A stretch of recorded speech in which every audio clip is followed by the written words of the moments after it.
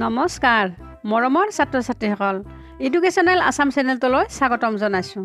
আজি তোমালোকৰ বাবে লৈ আহিছোঁ সপ্তম শ্ৰেণীৰ পাঠ্যপুথি সমাজ বিজ্ঞানৰ পাঠ নম্বৰ 17 ভাৰতবৰ্ষৰ সাংস্কৃতিক দিশত মোগলসকলৰ অৱদান। আজি আমি এই পাঠটিৰ সাৰাংশ ভাগ আলোচনা কৰিম। ইতিমধ্যে ইয়াৰ আগৰ পাঠবিলাকৰ সাৰাংশ ভাগ আলোচনা কৰাৰ লগতে প্ৰশ্নৰ উত্তৰবিলাকো দিয়া হৈছে, তোমালোকে চাই ল'বা। এতিয়া আহা পাঠ নম্বৰ 17লৈ।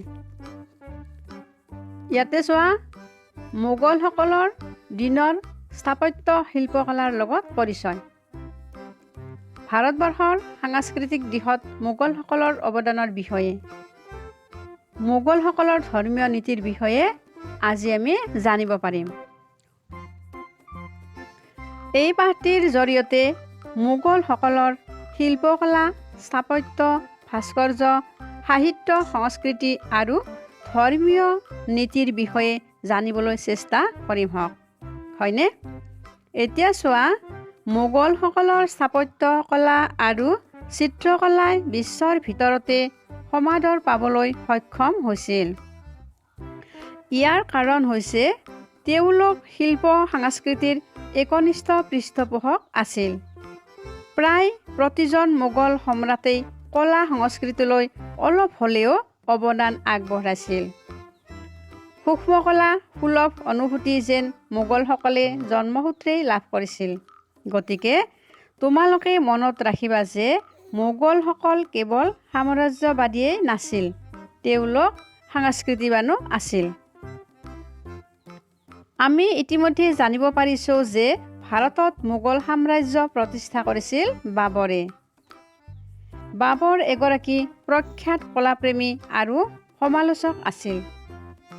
তেওঁ বৰ কম দিন ৰাজত্ব কৰিছিল যদিও সেই কম সময়ৰ ভিতৰতে শিল্পকলাৰ উন্নতিৰ বাবে অহোপুৰুষাৰ্থ কৰিছিল।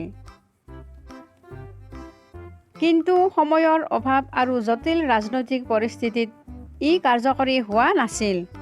তাৰ মাজতে তেওঁ স্থাপত্য শিল্পলৈ যি অৱদান আগবঢ়াইছে সেইখিনিয়ে তেওঁৰ কলাসুলভ মনৰ পৰিচয়। বাবৰৰ স্থাপত্য কৰ্মৰ ভিতৰত বিখ্যাত আছিল পানিপথৰ কাবুলবাগ আৰু চম্বলৰ জুমা মছজিদ। বাবৰৰ পুত্ৰ হুমায়ুনো এজন কলা সাংস্কৃতিক পৃষ্ঠপোষক আছিল। নানা যুদ্ধ বিগ্ৰহৰ মাজতো সময় উলিয়াই তেওঁ পাৰ্চিয়ান আহ্ৰিত বহুতো অট্টালিকা নিৰ্মাণ কৰি স্থাপত্য শিল্পক উৎসাহিত কৰিছিল। হাৰিয়ানাৰ হিছাব জিলাৰ ফাতেহাবাদত থকা মছজিদ আৰু দিল্লীৰ হুমায়ুন সৌধ তেওঁৰ শিল্প প্ৰতিভাৰ অন্যতম স্বাক্ষৰ।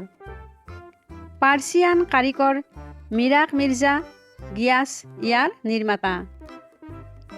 এইখিনিতে জানি থোৱা যে সেই যুগৰ ভাৰতীয় কলা সংস্কৃতিলৈ আফগান নেতা শ্বেৰশ্বাহেও অভূতপূৰ্ব অৱদান আগবঢ়াইছিল। তেওঁৰ এজন সুশাসক আৰু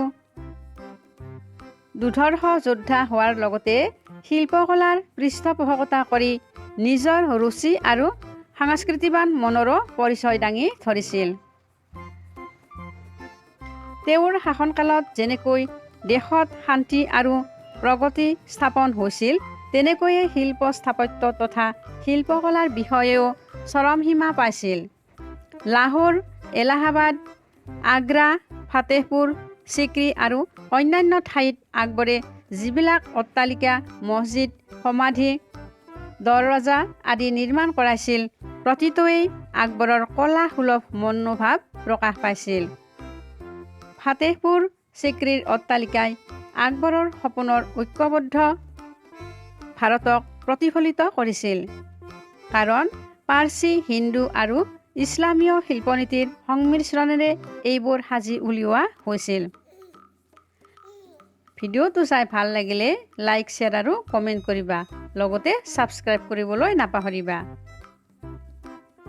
এতিয়া মোগল যুগৰ ভাৰতত স্থাপত্য শিল্পৰ এক বৃহৎ অংশৰ পৃষ্ঠপোষক আছিল মোগল সম্ৰাট শ্বাহজাহান।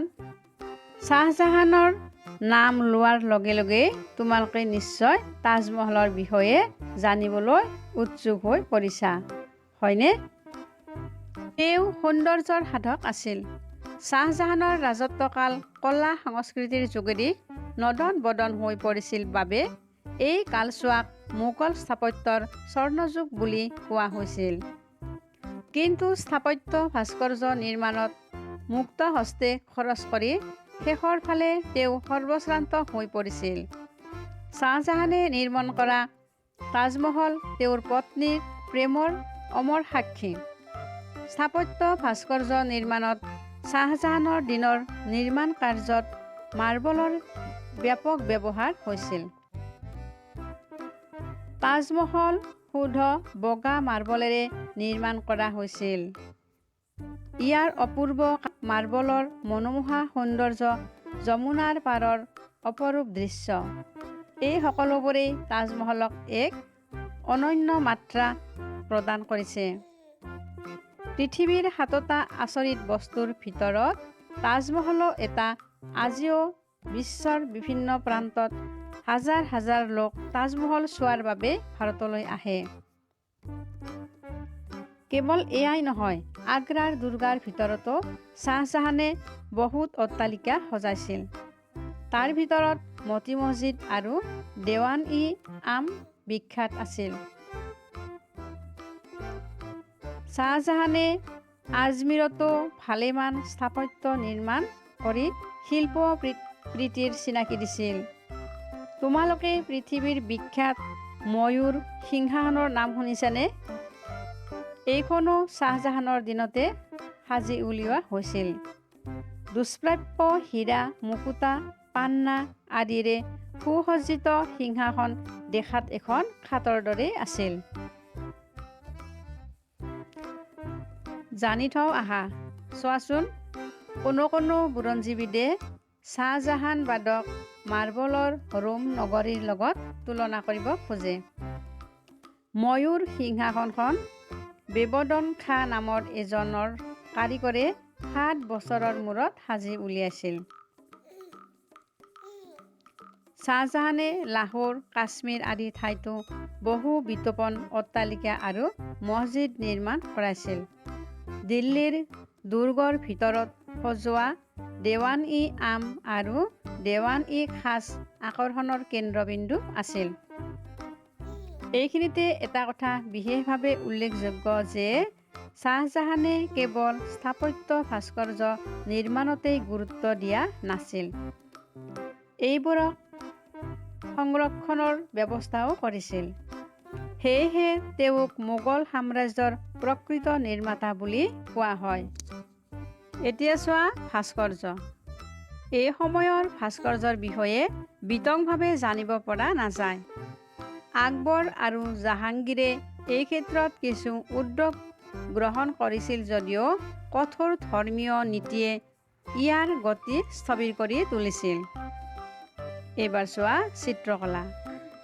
ভাৰতবৰ্ষত মোগলসকলৰ সাংস্কৃতিক দিশৰ অৱদানৰ বিষয়ে কৰা আলোচনা এই যুগৰ চিত্ৰকলাৰ আলোচনাৰ অবিহনে কেতিয়াও সম্পূৰ্ণ হ'ব নোৱাৰে, কিয়নো চিত্ৰকলাৰ দিশটো মোগল সম্ৰাটসকলে উল্লেখযোগ্য বৰঙণি আগবঢ়াই এই দেশৰ কৃতিক চহকী কৰি থৈ গৈছে। মোগল শিল্পৰ সজীৱ চিত্ৰায়ন, সুন্দৰ প্ৰকাশ ভংগী আৰু প্ৰকৃতি প্ৰেমে চিত্ৰশিল্পত এক গতিময় ছন্দ আনি দিছিল। সমসাময়িক ৰাজনৈতিক ঘটনা, চিকাৰ, প্ৰাকৃতিক দৃশ্য, গছ-লতা আদিয়ে মোগল চিত্ৰশিল্পৰ ঘাই বিষয়বস্তু আছিল।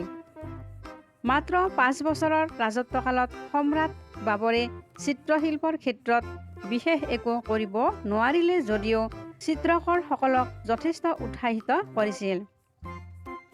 এগৰাকী প্ৰকৃতিপ্ৰেমী হিচাপে তেওঁ চিত্ৰশিল্পত প্ৰকৃতিক অগ্ৰাধিকাৰ দিয়াৰ সপক্ষে আছিল।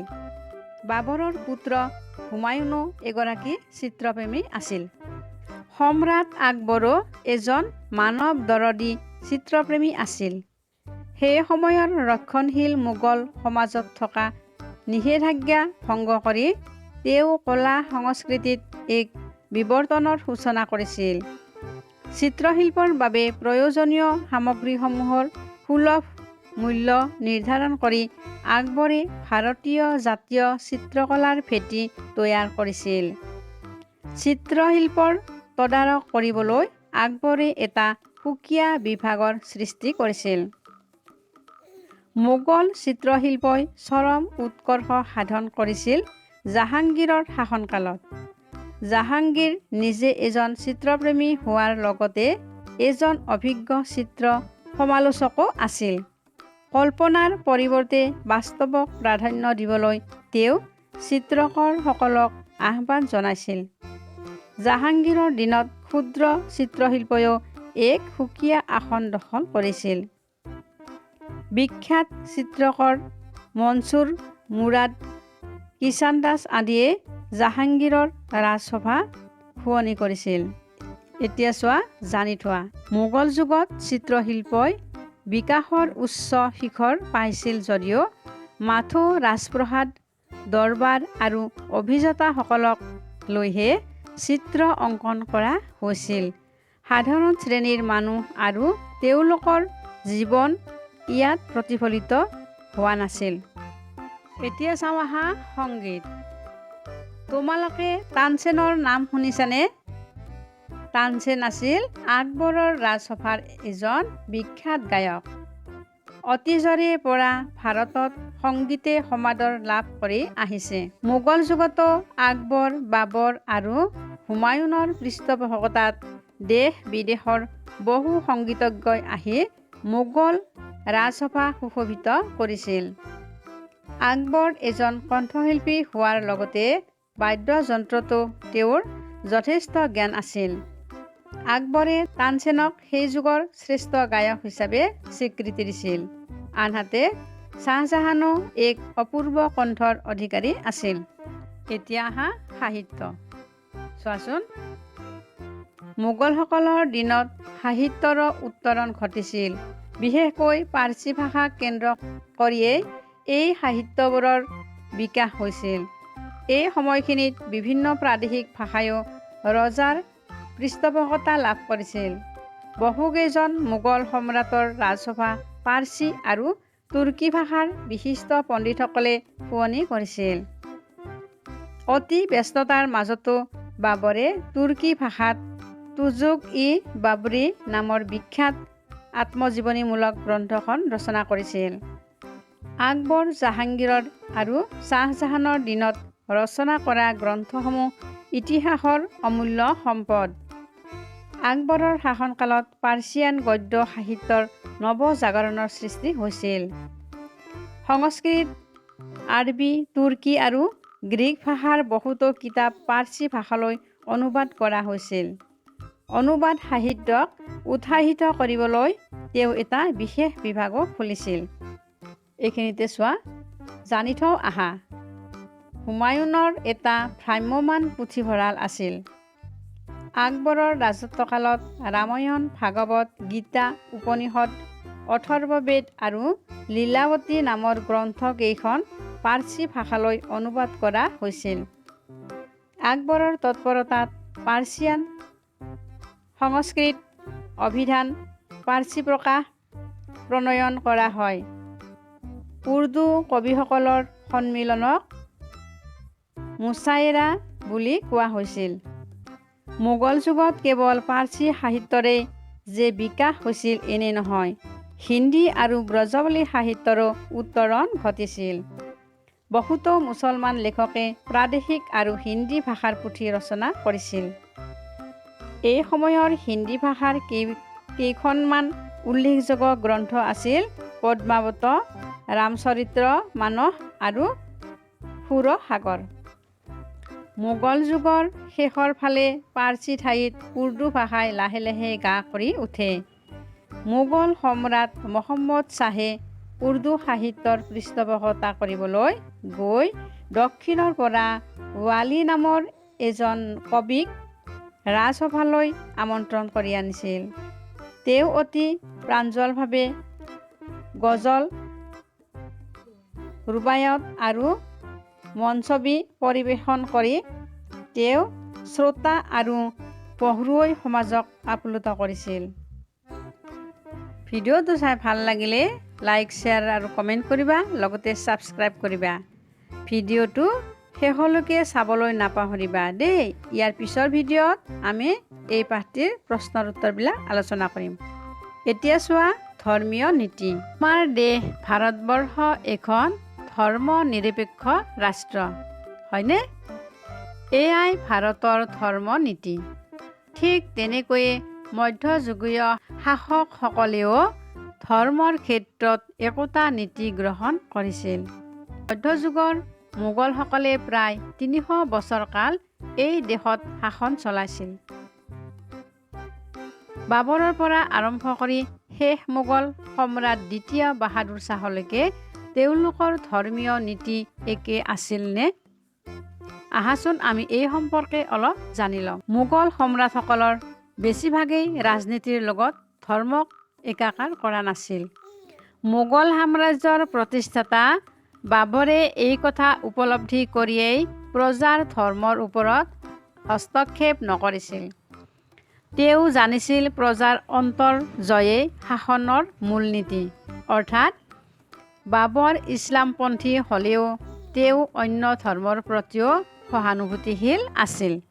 যদিও মেৱাৰ জয়ৰ সময়ত বাবৰে কিছু ক্ষেত্ৰত ধৰ্মীয় গোড়ামী দেখুওৱা বুলি কিছুসংখ্যক ইতিহাসবিদে ক'ব খোজে, প্ৰকৃততে ই আছিল বাবৰৰ মেৱাৰ জয়ৰ ৰণকৌশলহে। মোগল সম্ৰাটসকলৰ ধৰ্মনীতি আলোচনা কৰিবলৈ গ'লে আকবৰৰ কথাকে মনলৈ আহে, হয়নে? কিয়নো আকবৰৰ বাহিৰে মোগলৰ আন আন সম্ৰাটসকলে ধৰ্মীয় স্বাৰ্থ আৰু নিজ শাসন ব্যৱস্থা বৰ্তাই ৰখাৰ ওপৰতে বিশেষভাৱে নজৰ দিছিল। সম্ৰাট আকবৰ এজন গোড়া মুছলমান হ'লেও ধৰ্মৰ ক্ষেত্ৰত তেওঁ এক উদাৰ নীতি গ্ৰহণ কৰিছিল। সেয়েহে পিছলৈ এখন বিশাল সাম্ৰাজ্যৰ অধিপতি হোৱাৰ ক্ষেত্ৰত আকবৰৰ ধৰ্মনীতিয়ে বিশেষভাৱে অৰিহণা যোগাইছিল। তোমালোকে ইবাদত খানৰ নাম শুনিছানে? আকবৰে তেওঁৰ ধৰ্মৰ প্ৰতি থকা অনুসন্ধিৎসা দূৰ কৰিবৰ বাবে এই ইবাদত খান অৰ্থাৎ প্ৰাৰ্থনা গৃহ সজাইছিল। আদিতে ই ইবাদতখানাত সমবেত হোৱা গোড়া মুছলমানসকলক ধৰ্মৰ বিষয়ে আলোচনা কৰিবলৈ দিয়া হৈছিল। পিছলৈ অন্য ধৰ্মৰ পণ্ডিতসকলকো ইয়ালৈ নিমন্ত্ৰণ কৰা হৈছিল। সম্ৰাট আকবৰে নিজেও এই আলোচনাত যোগ দিছিল। সকলো ধৰ্মৰ সাৰুৱা কথাবোৰ শুনি আকবৰ মোহিত হৈছিল। জানি থওঁ আহা, হিন্দু ধৰ্মৰ নিচিনাকৈ ইছলাম ধৰ্মতো সেই সময়ছোৱাত এক উদাৰনৈতিক মতবাদ গঢ়ি উঠিছিল। ইয়াকে চুফিবাদ নামে জনা যায়। মালিক মহম্মদ জৈচি, মীৰ আব্দুল ৱাহিদ সেই সময়ৰ প্ৰখ্যাত চুফি সন্ত আছিল। মোগল শাসনৰ সময়তেই ভক্তি আন্দোলনেও ঠাইত বিস্তাৰ লাভ কৰিছিল। অৱশ্যে মহাৰাষ্ট্ৰত 13 শতিকাতেই জ্ঞানদেৱে এই আন্দোলনৰ শুভাৰম্ভ কৰে। উত্তৰ ভাৰতত ভক্তি আন্দোলনৰ অনুগামীসকলৰ ভিতৰত ৰমানন্দই বিষ্ণুৰ অৱতাৰ ৰামক পূজা কৰা আৰম্ভ কৰে। কবিৰ তেওঁৰেই প্ৰধান শিষ্য আছিল। শিখৰসকলৰ মাজত ভক্তি আন্দোলনৰ হোতা আছিল গুৰু নানক। অসমত ভক্তি আন্দোলনৰ ধাৰাটোকে বৈষ্ণৱ আন্দোলন বুলি কোৱা হয়। এই ধাৰাৰ মুখ্য প্ৰৱৰ্তক আছিল মহাপুৰুষ শ্ৰীমন্ত শংকৰদেৱ।